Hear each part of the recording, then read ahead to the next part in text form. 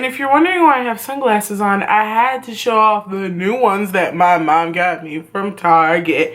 And they're cute, they real cute. And if you're wondering why my hair is all over my head, it is because it is freshly washed.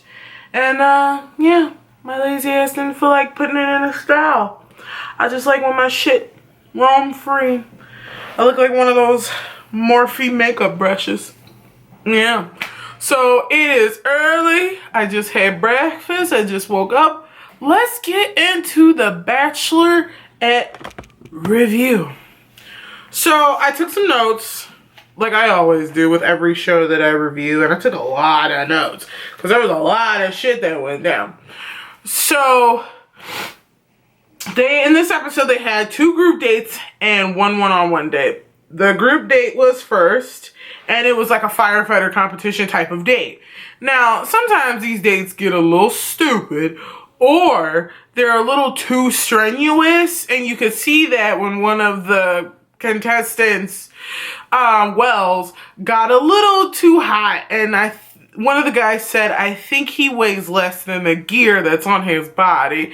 I feel like they should at least give these guys physicals if y'all gonna make them do all this physical shit for a girl. Like, I mean, whatever happened to normal dates? Like, why can't you take this bitch down the street to get a slice of pizza? I think she'd be alright. But, hey, it's the Bachelorette. You gotta make us entertained. So I guess the best way to do that is to almost have somebody pass out for TV entertainment. So that happened. The whole episode, Chad talked shit. Like, Chad talk mad shit. Like, you sometimes wonder why they cast people like this, but then you remember, it's television. We need drama to keep people watching. Apparently, next week is a 2-night event, and Chad is probably gonna go home for beating some ass. So, Chad's got some issues. Robbie did really well in the Fireman's Challenge. Daniel is still there and still fucking weird. Back at the house during this firefighter date, they were doing some corny ass shit.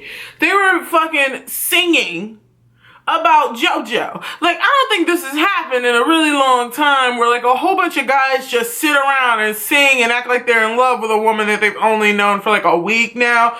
I mean, I don't believe in that whole, if you're trying to be with somebody, you constantly are just like up their ass and telling them how amazing they are. Give them space too. Check in here and there.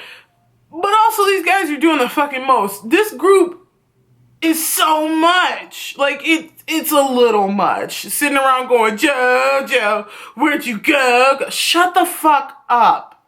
This isn't a party house. You're gonna see her like tomorrow. Calm down. So then in the firemen's competition date, they had 3 people who were gonna go against each other and save JoJo at the top of the building. It was Luke, Wells, and Grant. Of course Grant won, because he does this shit for a living. Like, were we surprised? Were we really surprised? No, we weren't. His chin looks like the Crimson Chin to me. Like, I can't wrap my head around it. It's just like, you know, I don't know. Okay, the one-on-one was with Derek. Oh, and by the way, on the group date, when Luke didn't win, Luke had an attitude, and he was a little extra about it. He was like, calm down. And also on the group date, Wells got the rose, so that was good. Also, he tried really hard, so I think he deserved the rose. But yeah, the one-on-one date was Derek. The date was about choices. Together, they picked either left or right, north or south, Golden Gate Bridge or this place. And they ended up picking the Golden Gate Bridge, and they ended up having a really nice picnic, which, you know, I thought it was cute. Sometimes these one-on-one dates get like real corny and like you just want to fast forward through the whole thing. But Derek, in my opinion, brought great conversation. He opened up about a lot of stuff, and I thought it was really good. He talked about how he wasn't open because his last relationship, he thought they were going to end up getting married, and she was a cheating, lying-ass bitch. So, first of all, how do you have a conversation about marriage that you want to spend the rest of your life with somebody, and then you fuck around on them? How? How? Like, I feel like when you get to the want to get married, hell yeah, I want to get married. I feel like when you get to that point, you don't fuck around. But I guess I was wrong. Bitches out here doing it. And he got the rose on a date. And I'm glad he got the rose. I kind of like Derek. Hopefully they go on a whole bunch of more dates. Because he's not like super cheesy and like super boring. He did really well.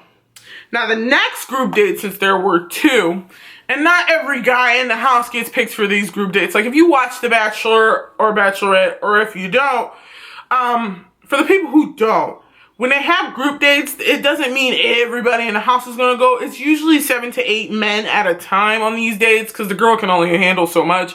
So sometimes you'll leave 3 or 2 men behind that didn't get to go on a date that most likely get solo dates or get to go on group dates next week. So the group date, they went to the ESPN headquarters and they went to the room where they film Sports Nation.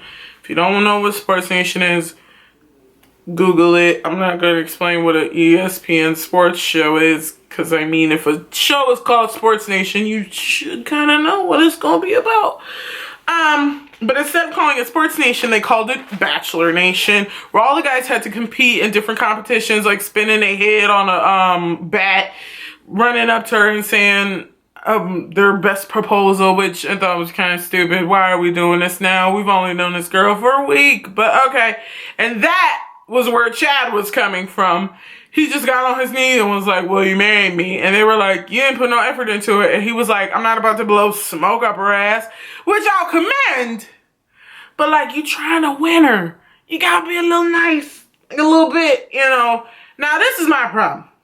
All Alex does, short little Alex, who's from San Diego, all he do is bitch about Chad. Like, I feel like hours and hours of his tape is Chad bitching. Like, all he did this whole fucking episode with his 5'4" ass was bitch about Chad. Like, I've never seen a man so consumed with another man because he's not nice and he's a douchebag and he's not right. Well, like, Alex, shut the fuck up. It ain't you acting that way, is it? Oh, it's not?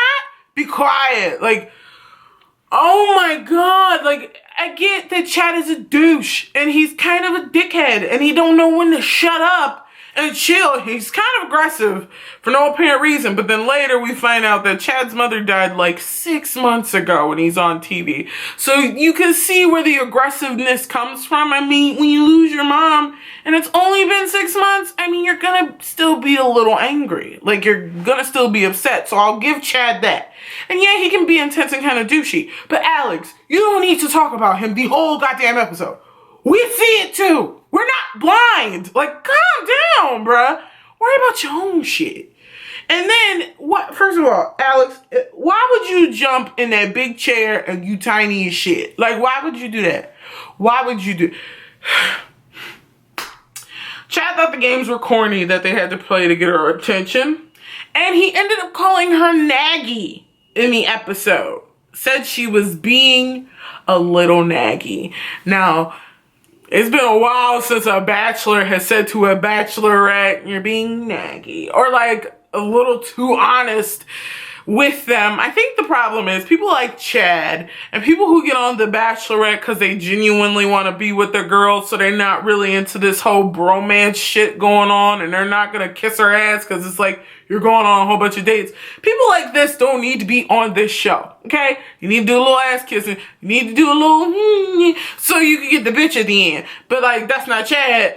So all the other guys are pissed about it because he's not like, you know, JoJo's the love of my life. She's so beautiful. It comes down to basically that. And he's kind of dicky to the other guys. But the main focus is the fact that he's so different when he's with us versus when he's with her. Yeah, no shit, because he's trying to marry and fuck her, not you. But anyway, all the guys basically hate Chad.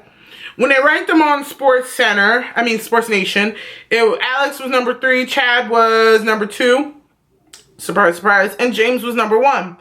And then her and James had alone time, and he made her a note, and she teared up. Okay.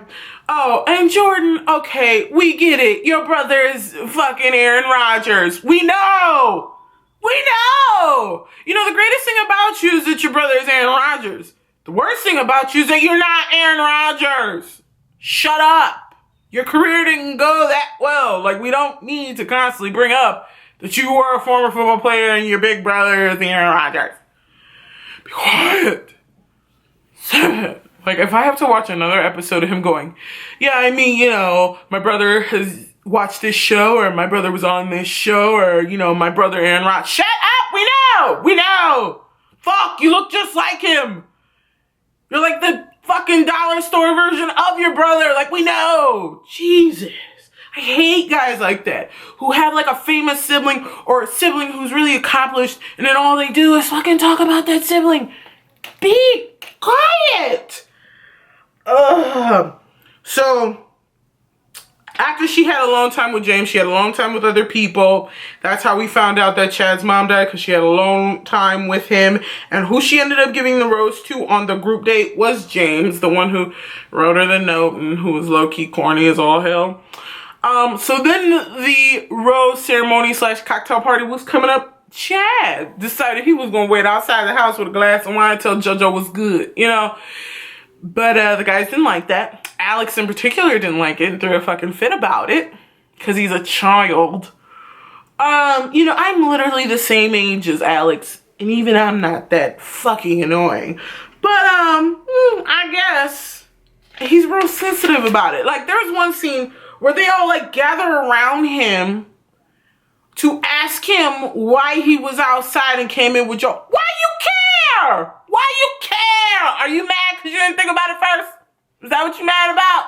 This show ain't about you. Like, it's about her picking one of y'all to be with. Y'all need to quit being so damn focused on what some other man is doing and worry about how you gonna get her attention. Oh my God. They have more issues than the girls do when it's The Bachelor. Oh my God. Okay. So Chase, I really like Chase because I remember exactly. Chase gave her some mittens. They sat by a fireplace and Chase made it snow. And I thought that was really, really cute, you know. It was simple, but it was really fun. And he said he wanted to give her a taste of where he's from and how he snowboards. And she says, I want to learn how to snowboard. Their little one-on-one time was really, really cute. I like Chase. I want to see him in more episodes. And then Chad grabbed her not once, not twice, but 3 times throughout the night. Just to piss off the other guys. And of course they threw fits about it. Then Alex and Chad got into it. Okay, y'all. So Chad minding his business. Alex feeling as if he, you know, has to confront Chad because Chad broke up time with that one guy who like helps penises for a living and has 3 kids already.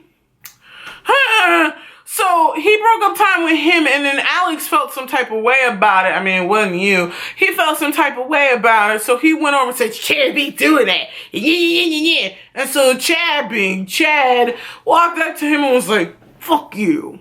You try this shit again, you lose your fucking teeth. You know, and then Alex was like, I'm not scared of you, dude. And then Chad was like, you should be. And Alex was like, nobody likes you, dude. And Ali's just standing there like, I really need to tweeze my eyebrows. Fuck you, dude. No, fuck you, dude. It's basically a fucking pissing match on who can be the angriest about a girl that they don't even have yet. But next week, 2-part. I'm probably going to break the video up into 2 parts because we're already at 14 minutes bitching about a whole bunch of guys who don't know how to get their shit together. Somebody bleeds, somebody gets punched. Chad almost chokes out a guy who already has 3 kids. It's going to be crazy.